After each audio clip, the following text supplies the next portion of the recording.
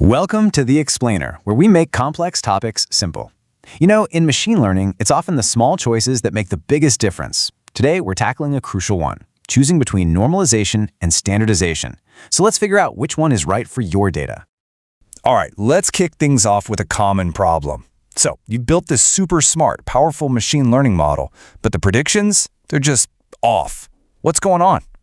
Well, a lot of the time, the culprit is something you might not even think about. Your features are on completely different scales.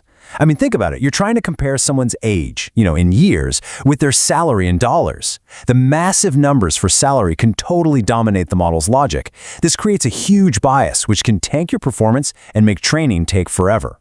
So, what's the fix? Okay, so here's our game plan.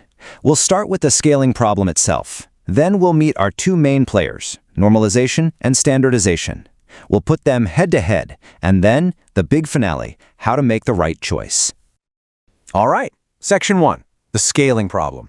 Let's really dig into why unscaled data leads to these biased models. The crucial point is this: we need a way to bring all our features onto a similar scale, but without losing what makes them unique. It's all about leveling that playing field.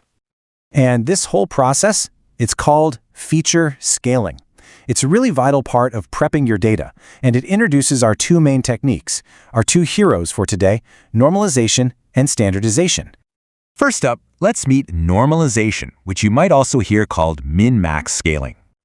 So the whole idea here is pretty straightforward. Normalization basically takes all your data and squishes it down to fit into a specific, fixed range. Usually that's between 0 and 1. The goal is to make features with totally different scales comparable. But how does the math actually work?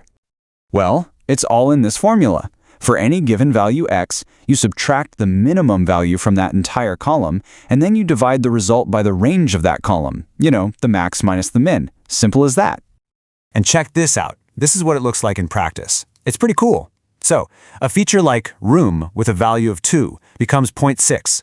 An age with a value of 30 becomes 0.74. See that? Now they're both on the same 0 to 1 scale.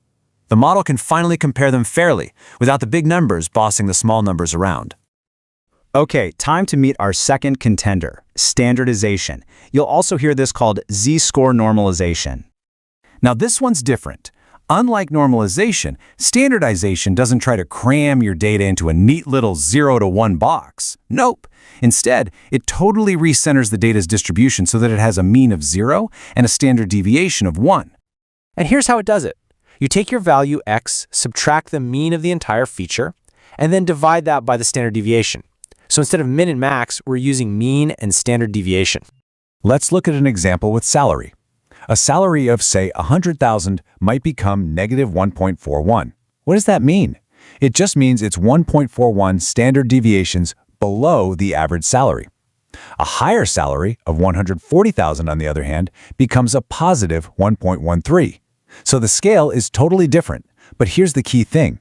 The actual shape of the data's distribution doesn't change. All right, so we've met our two techniques. Both seem pretty powerful, right? Now it's time for the showdown. Let's put them head-to-head and see which one wins. And win! This table really breaks it down for us. You can see normalization is all about fitting features into a specific range, using the min and max values. Standardization, on the other hand, is about centering features around 0, using the mean and standard deviation. The big difference in result? Normalization is bounded, usually 0 to 1, while standardization isn't bounded at all. But pay close attention to that last row about outlier sensitivity. This one is absolutely crucial. Yeah, let's zoom in on that, because this is often the deciding factor. How do they handle outliers? Those crazy extreme data points that can just wreck a model's day. Okay, so here's where it gets really interesting. With normalization, because its formula depends entirely on the absolute minimum and maximum values, just one single massive outlier can completely skew the 0 to 1 range. It basically squishes all the other normal data points into a tiny little corner of the scale. But standardization, since it's based on the mean and standard deviation, it's way more robust. It's not bounded, so it's much less sensitive to the pull of those extreme outliers. It just handles them better, plain and simple. All right, this brings us to the most important part, the big question. Which one should you actually use in your projects? Let's break it down into a super practical guide. Okay, So you should lean towards normalization for a few key situations. First, for any algorithms that rely on the distances between data points, like k-nearest neighbors. It's also a great choice for neural networks, where it can actually help speed up training. And, if you're not sure what your data's distribution looks like, if it's not a nice clean bell curve, or if you just absolutely need your features to be on a precise bounded scale, normalization is a really safe bet. And what about standardization? Well, you should definitely choose it for algorithms that assume your data follows a Gaussian or bell curve distribution. Think of things like support vector machines, linear regression, or logistic regression. It's also great for dimensionality reduction techniques like PCA. And here's the big one. If your dataset is known to have significant outliers, standardization is almost always the more robust, safer choice. It's just better at handling them. So, at the end of the day, by choosing the right scaling technique, you're doing so much more than just cleaning data. You're actually unlocking a more accurate, more powerful way to understand it. So now that your data is scaled, the real question is, what will you discover?